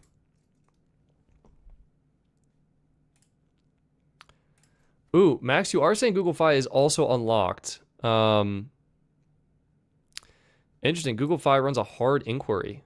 That's probably a credit inquiry on the device. Ooh, conflicting info. AT Shields, there's no credit check on Fi. There's definitely no credit check for the plan. I'm not sure if they do anything for the device and the financing. You do get an unlocked phone with Fi. Okay. I mean, you still have to sign up for a month of service. I guess if you go with the cheapest plan, like let's map this out. If you sign up for the cheapest plan, $20, right? I assume, and you get $300 off immediately. Will the $300 off stack with any other offers? How do I qualify? You must be a new Google Fi customer. Okay, so I guess you can get a new number. Purchase the device or currently be in a group with the plan with the purchaser. Activate device on a new full service plan within 30 days of shipment. Remain active for 100 consecutive days. Pausing, changing, or suspending the account will void the promotion. Interesting. If you do not meet the above, $300 will be charged to your Google Pay account. So you need to stay with Google Fi for 3 months, 120 consecutive days. 4 months, actually, right? 120 divided by 30. Yeah, 4 months. You are locked in to Google Fi versus US Mobile. I think they just say you have to be, you must remain active for 30 days in order to get the discount. So you could activate on a cheaper plan and stay active for less time, it seems like. Okay, you get the credit back, so it'd be $20 minus from the 35. So that's actually not bad, right? $15 for 4 months. I mean, you are kind of like going to Google Fi. What would it be? $4.99 divided by 24. Yeah, $20. So it'd be $15 extra. So $45 to stay with Google Fi, and then you get $300 off.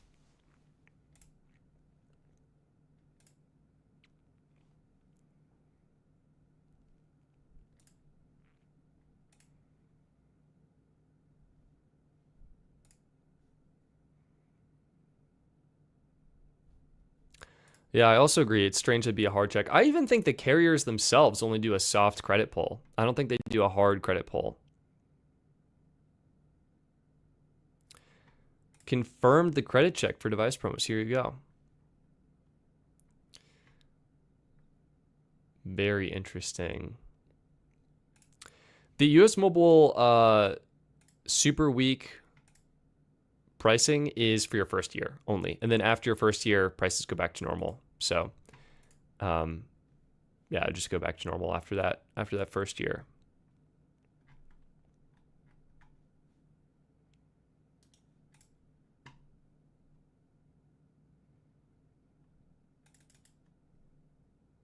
The device activator may switch devices after 120 days, but must keep their Fi service active in order to continue receiving the promotional bill credits.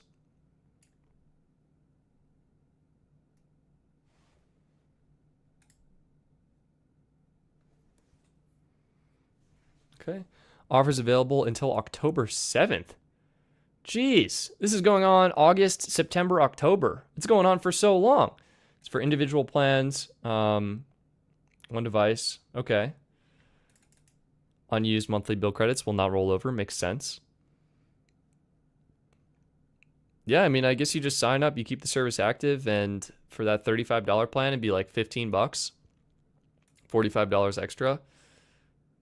Maybe it's not that bad.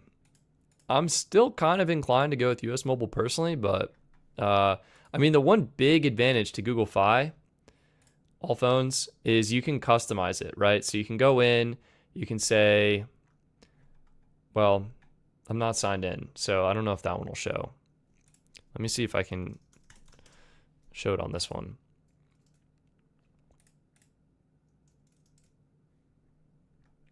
Can you stack it with a trade-in? That would be awesome.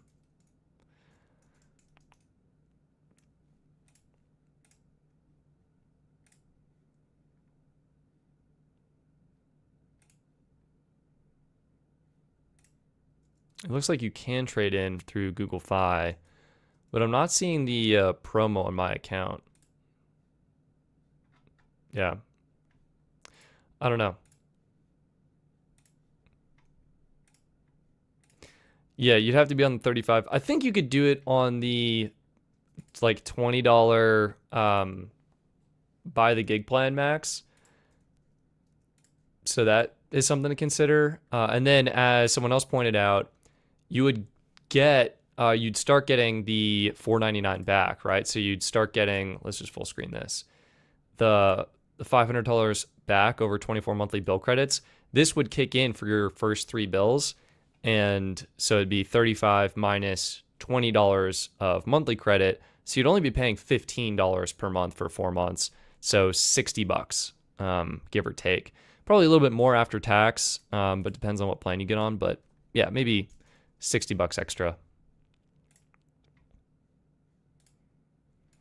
No, they say it is for everything, right? If you go to the conditions here, we see details. The $499 rebate says if you purchase the device with financing, the device payments will be discounted via the 24 monthly credits. If you purchase the device without financing, right, you do the full price. The full device price minus $300 will be due at time of purchase, and you'll receive $490 back via monthly bill credits. So you will get the credit back as monthly bill credits no matter how you purchase the device. And yeah, you could do upfront, and it would be, I guess, $500 up front basically, and then 60 bucks extra for the service, so $560.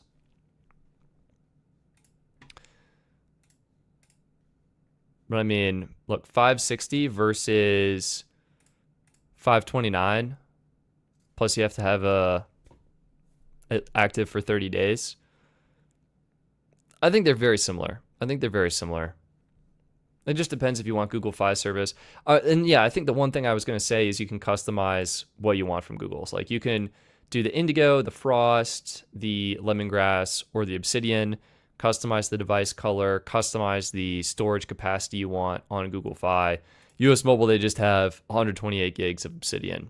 So Yeah, maybe it is worth doing the Google Fi trade-in. Very tempting, Max. Very tempting. Yeah, I'll agree. I mean, I guess US Mobile gives you the flexibility of the plans and the network. Like you could grab US Mobile's $10 2 gig plan, right? And you'd be out. I assume it lasts for 30 days, but you know, just in case you grab 2 months of that for $20 and you're at 540 to 550 total. And that's, you know, about what you'd be at with Google Fi. But Google, you get to customize the device, and that's really nice. What is the difference for US Mobile Super Week pricing typically? Yeah, the pricing is insane. I'll show you. They kind of show it on their site. So this is US Mobile site. Monthly pricing, not very discounted right now. You'll save $10 a month, excuse me, $9 a month on unlimited premium, and that's using code SUPERSPEED. All networks are eligible, so that's actually really nice to see. If you go with the annual plan, this is where the real savings are. Instead of $32.50 a month, you get the unlimited premium plan for $24.90 per month. I mean, just an unreasonably good value. An unreasonably good value. Unlimited starter, instead of $22.50 per month, it is discounted to $16.60 per month. Again, all networks are eligible for this, which is insane. And I took advantage of this with the unlimited premium plan when I bought my Pixel 10 Pro XL from them. So, yeah, pricing is unreal. All right, we have Law is Law. Forgive me, I must have missed your super chat. Law is Law. I currently have the Visible Plus on my primary phone, but I want a reliable network on my second phone for cheap. Should I use US Mobile? Yeah, I mean, that could be honestly a really good option. So if I'm in your shoes, you're on Visible and Visible is working great for you, you want to add a secondary network, you could honestly grab US Mobile Unlimited Starter, $16.60 extra per month. And if you throw this on the AT&T network, it's going to be truly unlimited high-speed data with 20 gigs of hotspot that you can use on AT&T. So it could be a really awesome secondary network to have. Another thing to consider is if you are wanting to do a dual network setup, you may consider just switching to US Mobile. You can grab unlimited premium for $24.90 per month. So already an insane deal. It is 12 months up front, so $300 up front.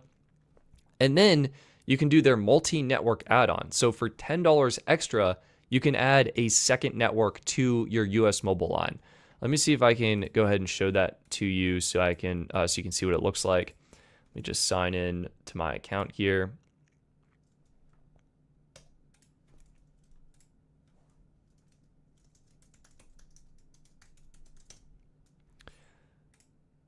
Boom. All right, I'm signed in, so I can show this to you now. So this is what your US Mobile dashboard looks like. You can see this is the unlimited premium 12-month plan that I purchased, and it's actually ready to activate. So I could activate this immediately, and then when my Pixel 10 Pro XL ships, I'll just activate it on that device. But either way, with the unlimited premium plan, if you go in here, you can get this either on the Verizon network like you have now on Visible or on any other network. And you have this option to add a second network. So you click on that and you have the option to do this multi-network add-on. You get 2 cycles free to try it out, and then it's $10 a month. You add another network to your unlimited plan. You can switch networks anytime you want to. You share the high-speed data between networks, and this is kind of important, so I'll full screen myself here. With the multi-network add-on, you get 100 gigabytes of shared multi-network data. So you can use up to 100 gigabytes and switch between networks as much as you want. And once you hit 100 gigabytes of usage, then your secondary line will no longer be able to provide data, but you will continue getting unlimited data on your primary line. So that is how the multi-network add-on works. And it's only $10 extra. So you could get the extra network and save money with US Mobile. Could be worth considering. So I hope that is helpful. The multi-network is $7.50 now. Interesting. Maybe that's if you're on the annual plan. I can check that when I activate my current annual plan. But that would be insane if true.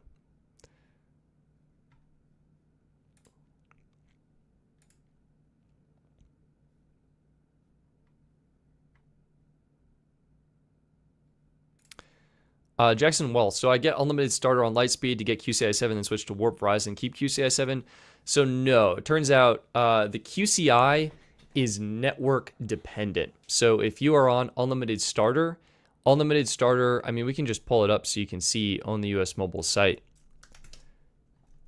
If we just go to plans here and we scroll down and we click more plan details. So looking at Lightspeed, you can see unlimited starter is QCI 7. And this is considered deprioritized data on T-Mobile. So unlimited starter, QCI 7 deprioritized on Lightspeed. If you go to Warp, you can see unlimited starter is now QCI 9. And if you were to switch to the Warp network, your plan would switch to QCI 9 because it is switching to a different network. And QCI 9 is also considered deprioritized data on the Verizon network. And if you go to Darkstar, you can see unlimited starter, it's QCI 9.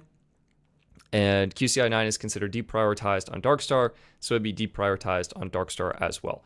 And again, the QCI value you get depends on what network you are on. So if you're on Darkstar, you're getting 9. If you switch to Warp, you will still be on 9. And if you switch to Lightspeed, you will be on 7. So it doesn't like transfer over. Would this super chat be a time to recommend the Helium free plan? Ooh, that is a good one. Yeah. So law is law. You can also consider getting a free plan from Helium Mobile, right? So if we pull this up here, I actually think I have them on my site. Yeah, perfect. So this is just the best phone plan site, and my top picks for 2025. One of them is Helium. I mean, it is very hard to beat the price of free, but you can sign up completely free, taxes included, so $0 a month. I have this plan. I can confirm. I haven't paid for it yet. You get 3 gigabytes of high-speed data, and then your data is shut off. It is deprioritized. There's no hotspot, and it's 480p video, and you only get 100 minutes and 300 texts. But for a secondary SIM where you just want to switch to it in certain cases where your primary SIM isn't working and 3 gigs is maybe all you need, this could be a phenomenal option to consider. So definitely worth a shout out. A couple caveats: you do need to enable the location access to the Helium mobile app, and that's because they use your location to determine where Helium mobile customers are going to then incentivize people to build out and deploy Helium mobile hotspots. And you will also get like rewards for that. And so, yeah, it is kind of a crypto carrier, but the service does work and it's on T-Mobile. So hopefully that's helpful.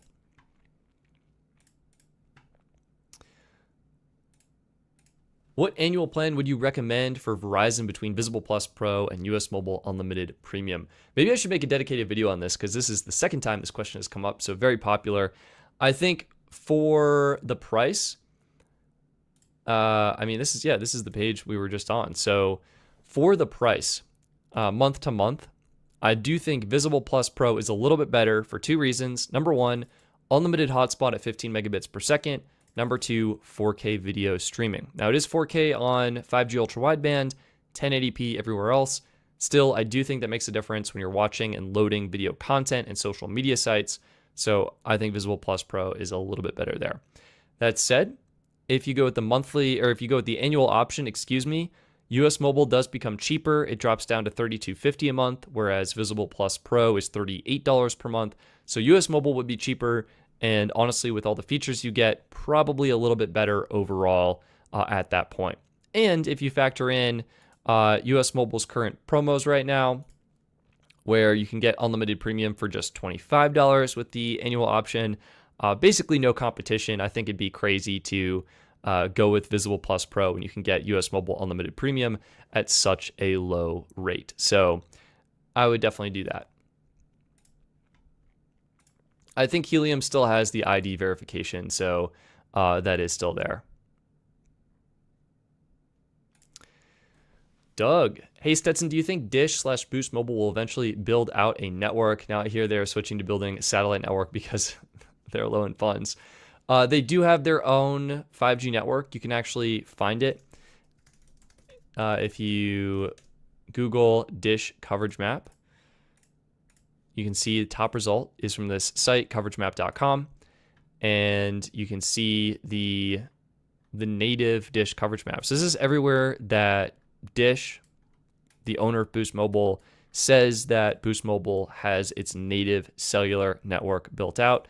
And you can see they covered pretty much all the major cities. It's actually surprisingly built out in, it looks like Pennsylvania, Connecticut, Massachusetts. So New England really got some, it looks like extra attention, or it's just very densely populated, and that's how everything shook out. But this is where Boost has its cellular network built out. And you can check this out, see if your area is covered. And we also have a cool like crowdsourced map as well, where if you go to the Boost network, these are all the data speeds that people have reported on Boost.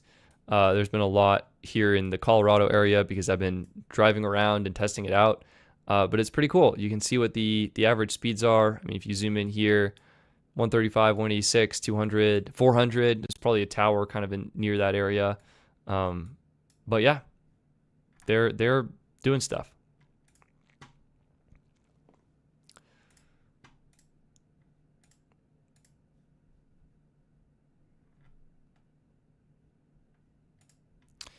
Shout out from the Boston area. Shout out Voodoo. Yeah, I'm from the Boston area too, I guess. And so that is a great area. Any possibility of adding Boost Mobile to US Mobile? I don't think so. I also don't think they need it. To be honest, I don't think the Boost Mobile network has that many advantages right now. So I think you're better off with the big three.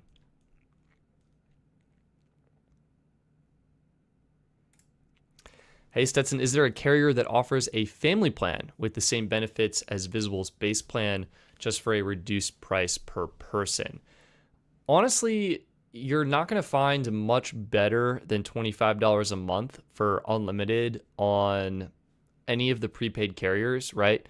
So if we just go to bestphoneplans.net here, and if we go to plans, this will allow us to compare plans. And let's just say we got 4 lines and we need unlimited data. I mean, Visible Base Annual is going to be really cheap.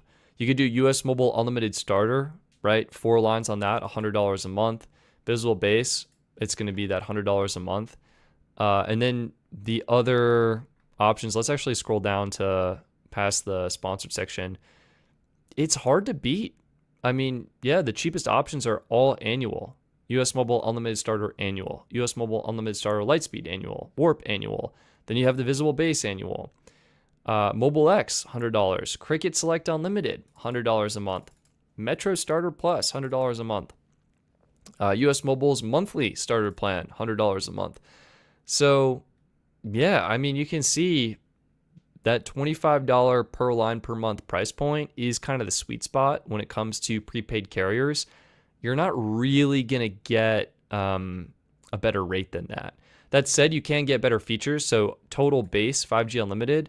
Actually, that one's deprioritized, so I kind of take that back.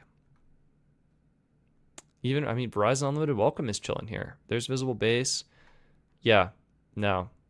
You can't really beat it. That's the bottom line. You can get a better plan. Here's total 5G unlimited. $10 extra a month. That bumps you to priority data and 15 gigs hotspot. So that could be worth it. But yeah, it's not easy to find a plan. Yeah.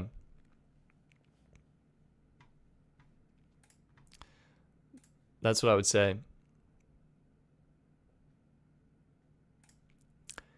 Should I stick with US Mobile Unlimited Starter on Warp or switch to Metro $25 BYOD plan? Is there anything giving me a better value than US Mobile? That is an interesting question. My instant answer is I personally would stick with US Mobile, and the only reason is because of hotspot data. So if you take a look, right, US Mobile Unlimited Starter, and let's drop down to one line again. If you're on the Warp network, here it is. $25 a month flat, taxes and fees included. 70 gigs of high speed before unlimited at 1 megabit per second. It is deprioritized. You're getting 10 gigs of high speed hotspot data, and then some options for international add-ons if you need it. Overall, a great value plan. This is actually the exact plan that I am on personally. I'm probably overpaying a bit because I only use like 6 gigs per month, but the hotspot is critical, okay? Those times when you need hotspot data, it can come in clutch. It can save the day. It can give you fast internet access on your other devices when you need it. Metro's plan. Let's just pull this up right now. Metro by T-Mobile. Is it BYOD? Unlimited. There we go. $25. You do upgrade from 70 gigs of high-speed data to truly unlimited high-speed data. Now, this is going to be the 35 gigs of QCI 7 before unlimited at QCI 9. So it's deprioritized and then extra deprioritized. And the deal breaker for me personally, no hotspot data. Not only that, there is no option to purchase hotspot data if you need it. So for me, that's a deal breaker. Instead of doing this plan, I would go with Mint's plan, $15 a month. Like, this is phenomenal. Wait, guys, do I switch to this? Oh, it's so good. Now, the reason I like US Mobile is because they do this silly thing at the end of the year where they give you your data usage statistics and like how many texts you sent. And that's my absolute favorite. So yeah, to answer your question, if I were in your shoes, I would stick. The only possible better value plan, I think, would be Visible Base, because that's going to upgrade you to truly unlimited high speed and then give you unlimited hotspot at 5 megabits per second. But really comes down to personal preference in terms of what you're looking for. You're getting a great value plan as it is.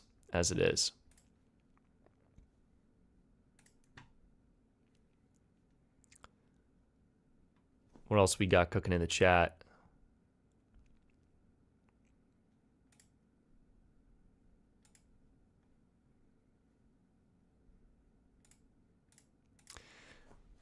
Chris is asking, how does the best priority rating with US Mobile compare to being a direct customer with T-Mobile? So, Chris, it depends what T-Mobile plan you have. If you are on the mid-tier or high-tier T-Mobile plans, this is going to be your Go 5G, your Go 5G Plus, your Go 5G Next, your Experience More, your Experience Beyond, your Magenta or your Magenta Max plans. You're getting priority data on T-Mobile. That's going to be QCI 6, the top of the top, best of the best of what T-Mobile has to offer. If you're on a different T-Mobile plan, Essentials basically, or yeah, Essentials. If you're on Essentials, then you're deprioritized. You have QCI 7, and I think you get like 50 gigs at QCI 7, and then it knocks you down to QCI 9. To answer your question with US Mobile, if you're on any US Mobile plan, you are getting QCI 7 on the T-Mobile network, and it's going to be, it's going to be deprioritized in comparison to those top of the line T-Mobile plans. But I don't think you're going to notice a difference just because of T-Mobile. Like, T-Mobile's network is either really fast and you're not going to notice, or it's really slow for everyone and you're not going to notice because it's just not going to work for anyone. So that is the rating though. So T-Mobile postpaid will be QCI 6. US Mobile is going to be QCI 7. So deprioritized.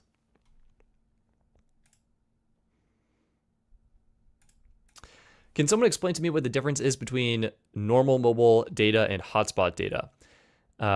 Is hotspot data just data that doesn't hit your data limit? So yeah, the difference is mobile data is any data that you consume on your device. This is when you're on your phone and you're on cellular and you're watching YouTube videos, you're responding to emails, you're on X, formerly Twitter, you're on Instagram. Anything that you do on your phone, on cellular, is using normal mobile data. Hotspot data is when you go into your phone settings. Let me see if I can show you with a different phone here. It's where you go into your phone settings. I don't really want to show that number on screen. I'll have to describe this one. It's when you go into your phone settings and you turn on the mobile hotspot data option, and you are now sharing your phone's internet connection as a hotspot. And when you connect your tablet or your computer or your game console to your phone's hotspot connection, that's where it's deducting against your hotspot balance. Okay, I can show this. So you see where it says personal hotspot off. If you go in here and you turn on personal hotspot and you connect your device. So this phone is now making basically its own Wi-Fi network that other devices can connect to. And sorry, there it is. It's making its own Wi-Fi network that other devices can connect to. And when you connect a device to the phone's Wi-Fi hotspot that is routed over the cellular network, that will deduct from your hotspot allowance. So I hope that makes sense.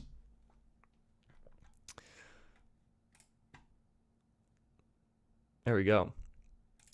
All right, I'll probably do I think one more question, and then I think we'll call it because we've been going for 2 hours now, believe it or not. So.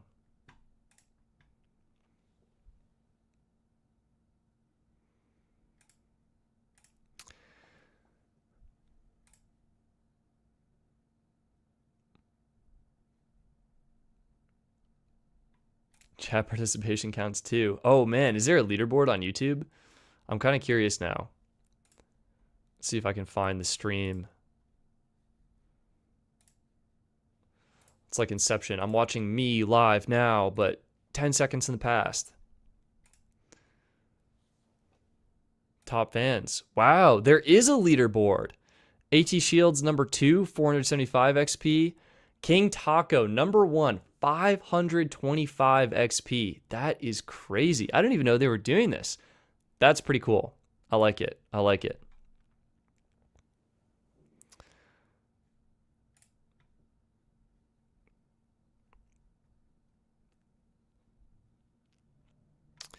T-Mobile, the best postpaid company. I think it comes down to coverage. I'd say what I like about T-Mobile, they let you upgrade your device every single year on Experience Beyond. I love that. I'm a sucker for getting the newest phone every year. Other than that, I do think Verizon is running some crazy aggressive promos right now, and I think debatably has a little bit of a better network. Of course, depends on where you live, so you may want to go ahead and go to a fancy website such as coveragemap.com and enter your location to see how the cellular networks stack up. All right, let me zoom out of this. There we go. See my area, T-Mobile, very fast. Verizon, not too far behind in second. T-Mobile, better reliability. Dang, maybe I should switch. The T-Mobile deal, or the Mint Mobile deal, is sounding better and better. That's all I can say.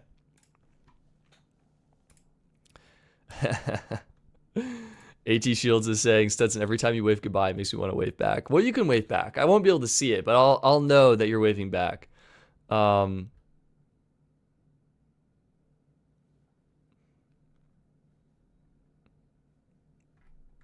Here we go. This will be it. Big Bad Bunny God. I have a company of 1,500 people who need cell phone advice. Company thing happening. Can we set up a one-off call? Wow, that sounds like an awesome way to end the stream. Yeah. Big Bad Bunny God, absolutely. I would just say shoot me an email, stetson@bestphoneplans.net. I'll just throw that in the chat right now. I think that's spelled correctly. Yeah. Shoot me an email, and I'm sure we can set something up. Always happy to help people just try and get the best deal possible, save money on their service, and 1,500 people is a lot, so hopefully I can help all of them. But yeah, definitely happy to help any way I can, so appreciate you guys. All right, with that, and I guess anyone else who needs advice, feel free to shoot me an email. I get emails from people all the time, and I try and help out, but I think YouTube helps me reach more people and share the knowledge with everyone, and that's what we're about here, saving money, getting the best deal possible, whether that is on one of the cell phone plans with a crazy promo going on right now, whether that's on one of US Mobile's plans with a crazy promo going on right now, or whether that is figuring out the absolute best deal on the Pixel 10 device. All right, ladies and gentlemen, that is it. That has been your Mobile Monday live stream. Thank you so much for tuning in. I hope you have a fabulous rest of your week, and I will see you in the next video landing in your sub box very soon, and also next Monday. All right, take care, everyone. I can see you waving, so I appreciate it. Have a great Monday. Bye.